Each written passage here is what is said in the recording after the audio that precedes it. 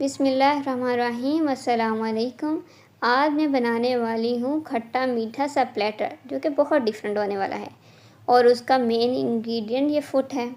देसी ज़बान में इसको फुट कहा जाता है और अंग्रेज़ी ज़बान में इसको अमेरिकन कुकम्बर या फिर येलो कुकम्बर भी कहा जाता है और ये ज़्यादातर देहात के इलाकों में पाया जाता है और वहीं पर खाया जाता है।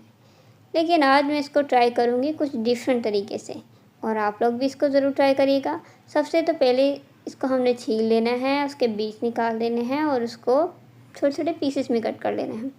क्या आप जानते हैं इसमें 90% से भी ज़्यादा पानी पाया जाता है जो डिहाइड्रेशन को दूर करता है और साथ साथ में विटामिन सी की अच्छी मकदार पाई जाती है जो आपके चेहरे की खूबसूरती के लिए बेहतरीन है और हाजमे के लिए तो दुरुस्त है ही ये बहुत, क्योंकि इसमें बहुत ज़्यादा फाइबर पाया जाता है।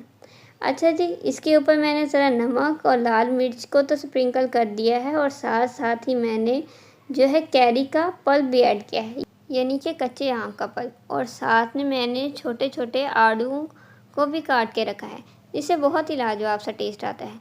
लेमन को ऊपर स्क्वीज़ करें और मज़े से खाएं। वीडियो को लाइक शेयर और सब्सक्राइब करना मत भूलिएगा। अल्लाह हाफ़िज़।